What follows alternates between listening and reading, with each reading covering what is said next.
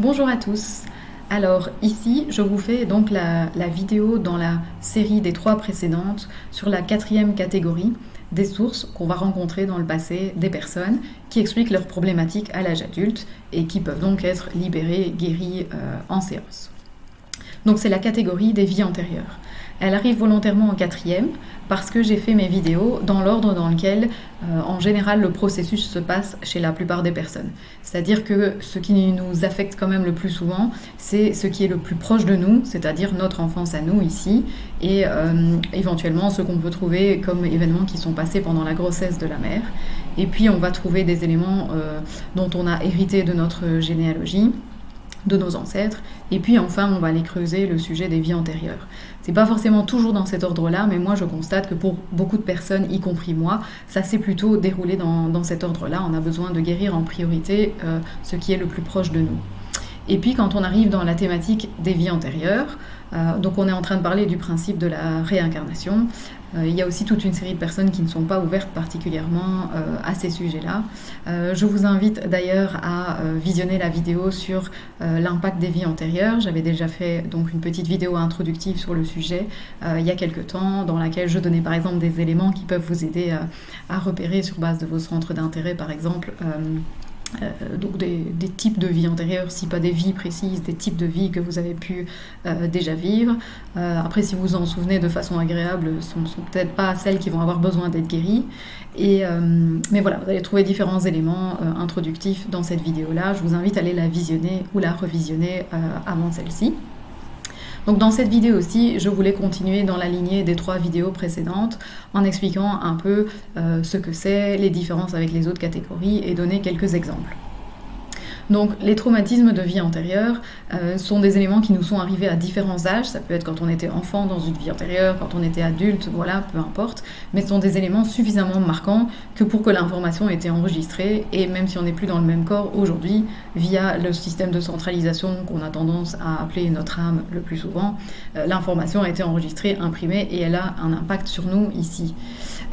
Et donc à ce niveau-là, on peut se retrouver quand même avec beaucoup de mémoires différentes qui nous impactent. Donc l'idée, en tout cas moi la façon dont je fonctionne, c'est à chaque fois de cibler celle qui pèse le plus lourd dans la balance. On travaille toujours par système de couches, mais donc l'idée c'est en général il y en a une qui a marqué plus que les autres, et puis il peut y avoir des phénomènes de répétition, mais en général il y en a une par rapport à la problématique qui amène la personne qui a un impact donc plus important.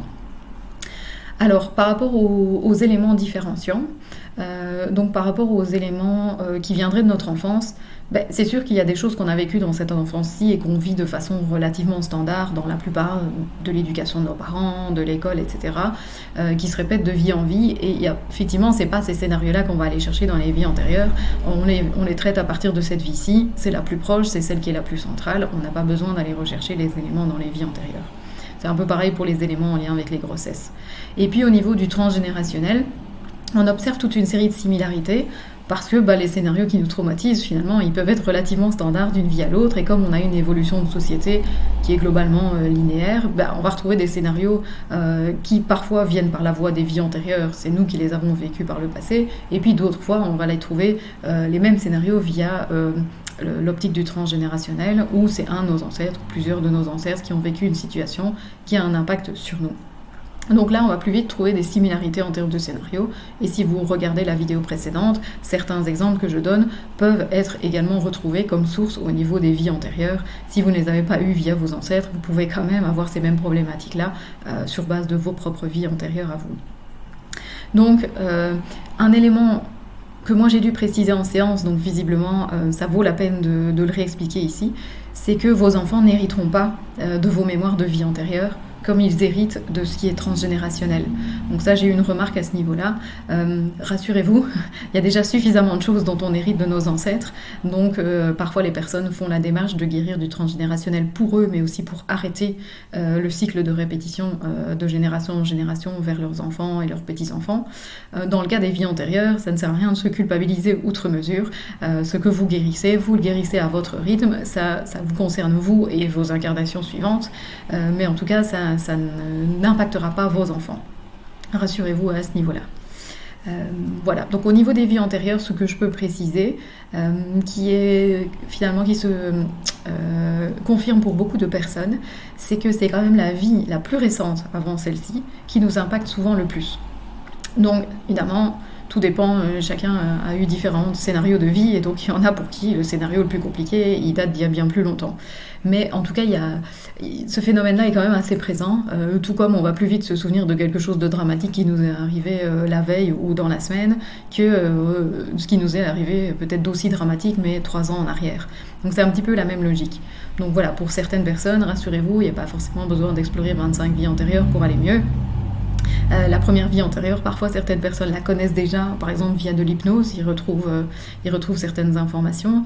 Attention qu'ils guérissent pas forcément les choses via l'hypnose, mais donc parfois les gens ont déjà de toute façon le scénario en arrivant. Quand on sait que c'est la première vie antérieure qui a posé problème, vous avez déjà beaucoup d'informations en fait exploitables. Et puis après, on se retrouve à explorer les vies antérieures au fil de l'eau. Donc la façon dont on fonctionne, nous, c'est qu'on vérifie quelle est la vie concernée. Donc on compte quelque part à partir de la plus récente, et puis on s'éloigne. On va regarder où c'était géographiquement. Donc pour ceux qui ont l'ouverture d'esprit, géographiquement, on trouve des choses sur tous les continents, mais on trouve aussi des choses en Atlantide, donc jusqu'à un continent comme un autre. Et donc toutes ces vies ont eu des impacts différents sur nous.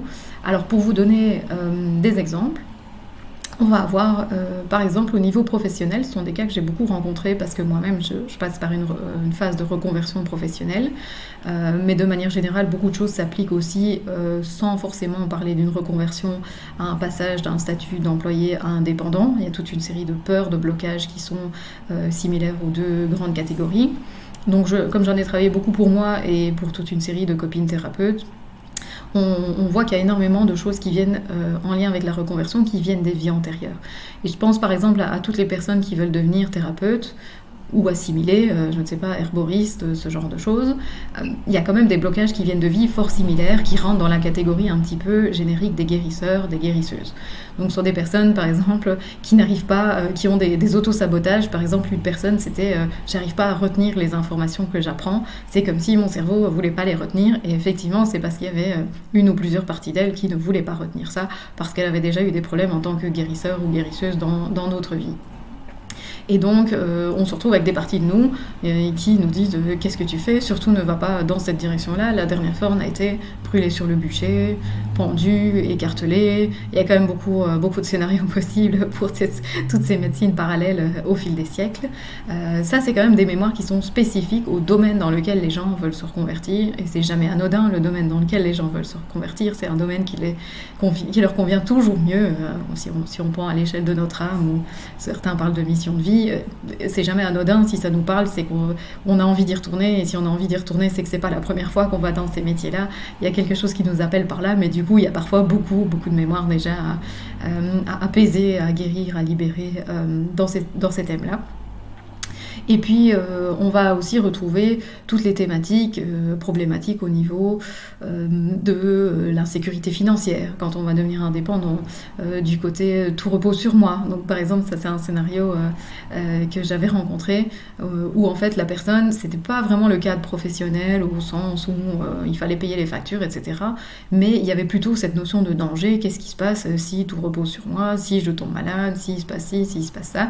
Et c'était en fait quelqu'un qui s'était endormi pendant son tour de garde à une époque où les villages, c'était un peu époque moyenâgeuse, où les villageois se bagarraient entre eux, il y avait une espèce de guerre de clans, et donc la personne s'est endormie pendant son tour de garde des réserves alimentaires, et donc toute la grange, on va dire, a complètement brûlé, et ça a eu des conséquences dramatiques sur le village, et la personne a été exilée, et voilà. Ça c'est un exemple, par exemple, qui augmente inutilement le niveau de stress par rapport au danger réel que représente le statut d'indépendant pour la personne, si on tient compte que des enjeux de cette vie-ci. Donc voilà, on peut aller libérer toute une série de couches comme ça qui vont faire peur aux personnes sous différents aspects, et je ferai peut-être une vidéo plus spécifique sur toute une série de peurs liées à la reconversion que moi j'ai pu rencontrer, parce que c'est finalement un thème qui nous confronte énormément à nous-mêmes sous plein d'aspects différents. Donc voilà, au niveau domaine professionnel, on peut déjà trouver beaucoup de choses dans les vies antérieures. Ça peut être parfois des questions qui vont se retrouver au niveau du couple aussi. Je souris parce que parfois on retrouve le même genre de situation, autant dans le domaine professionnel que dans le domaine familial. Je me souviens d'un cas d'une personne qui ne supportait pas, particulièrement dans la période où elle venait traiter ce sujet-là, ne supportait pas que son compagnon ne prenne pas plus en main les choses, ne prenne pas ses responsabilités, notamment ses responsabilités sur son travail karmique, on va dire, mais de manière générale, ne gère pas vraiment ce qu'il devrait. Et donc ça, voilà, ici ça se présente dans le couple, mais c'est quelque chose qu'on peut tout à fait rencontrer au niveau des collaborateurs ou au niveau des chefs qu'on peut avoir, voilà, ce type de scénario-là. Et évidemment, ça a ramené à une situation similaire dans laquelle la personne a eu beaucoup trop de choses à gérer alors que c'était pas son rôle. Par exemple, je crois que dans ce cas-là, c'était un problème d'enfant qui a dû jouer le rôle d'adulte parce que son père était absent et donc s'est retrouvé en quelque sorte comme le chef de famille alors qu'il n'avait pas du tout l'âge pour et c'était pas son rôle normalement. Donc voilà, on retrouve beaucoup de problématiques, notamment dans les rapports d'autorité aussi, dans les vies antérieures, mais clairement, le nombre de vies antérieures que j'ai déjà rencontrées, je ne vais pas pouvoir donner tous les exemples en vidéo, donc je vous donne ici des exemples plus dans l'idée de vous sensibiliser au fait qu'il y a beaucoup de thèmes qui sont traitables et il y a beaucoup de choses qu'on considère comme étant juste notre personnalité ou nos mauvais traits de caractère, qui sont en fait juste des effets d'amplification qui viennent d'autres sources dans le passé, qui peuvent être vie antérieure ou une autre catégorie de sources. Et donc il y a moyen d'apaiser tout ça, on n'a pas besoin de vieillir en devenant de plus en plus acariâtre ou de plus en plus aigri des gens qui nous entourent ou de notre propre caractère. Il y a vraiment moyen d'aller beaucoup mieux à ce niveau-là. Il n'y a pas besoin de subir tous ces éléments-là. Donc là, je parlais un petit peu au niveau plus, on va dire, émotionnel, psychologique, mais en vie antérieure, on trouve beaucoup de sources de troubles psychosomatiques. Donc je sais que j'ai travaillé plusieurs fois sur les migraines de quelqu'un et c'était quand même régulièrement, il y a eu plusieurs couches à ce niveau-là, mais il y a quand même beaucoup de couches qui se situaient au niveau des vies antérieures dans cette problématique-là. Des allergies aussi, j'ai eu le cas d'une allergie d'une personne allergie au cyprès où le scénario se passait dans une vie antérieure. Bon, c'était à l'époque de la Révolution française, voilà, je vais pas forcément redonner tous les scénarios ici, mais en tout cas, tout ce qui est maladie physique ou en tout cas symptômes qui sont un peu trop récurrents, qui nous ennuient, symptômes pour lesquels on ne trouve pas forcément de cause physique quand on va faire des examens médicaux, mais on continue d'être bien embêté, ce type de méthode-là, et en particulier les vies antérieures, j'ai l'impression, expliquent quand même pas mal de choses et donc permettent de libérer pas mal de douleurs, de symptômes qui seraient un peu pénibles pour les personnes ici. Donc voilà, j'espère avoir fait un petit peu le tour du sujet des vies antérieures. Il est très très très large, comme vous pouvez l'imaginer. Si vous regardez tous les films historiques à la télévision, vous aurez une bonne idée de tous les scénarios possibles qu'on a pu rencontrer au fil des vies, en sachant qu'on n'est pas toujours... On a une polarité majoritaire, mais on n'est pas toujours... Si on est une femme, on n'est pas toujours une femme dans d'autres vies, et si on est un homme, c'est pareil, on n'a pas toujours été un homme dans d'autres vies. Et ça rajoute parfois un niveau de complexité aussi, parce que quand on n'est pas dans notre vie de polarité majoritaire, on a quelque part pas les comportements qui sont les plus appropriés par rapport au rôle qu'on nous donne, que ce soit les métiers, le rôle dans la famille, quand même pas mal de vies d'homosexualité aussi qui s'expliquent quand on n'est pas dans notre bonne polarité. Donc il y a quand même beaucoup de vies qui ont été peut-être même plus problématiques quand on était dans le sexe opposé de notre polarité principale que ceux dans notre propre polarité, même s'il n'y a pas vraiment de classement des différents traumatismes et problèmes qu'on a pu rencontrer.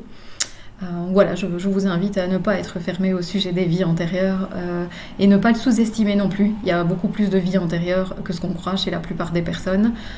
Donc voilà, il ne faut pas vous dire, tiens, j'ai plus d'ancêtres que de vies antérieures, donc je me limite au fait de guérir le transgénérationnel, ce sera suffisant. Ne sous-estimez quand même pas ce dossier, tout en tenant compte de ce que j'ai dit au début, c'est-à-dire il y a quand même un ordre dans lequel les choses ont tendance à se présenter, donc on évite aussi de tomber dans la stratégie d'évitement qui est je vais plutôt aller voir mes vies antérieures plutôt que cette vie-ci. C'est pas forcément l'idéal, c'est pas forcément là qu'est le plus lourd, mais ne pas négliger cette catégorie et surtout garder espoir, même quand vous avez exploré d'autres types de sources, ça vaut la peine d'aller creuser les vies antérieures. Donc voilà, j'espère que cette vidéo vous aidera et vous intéressera et je vous retrouve prochainement pour une autre vidéo.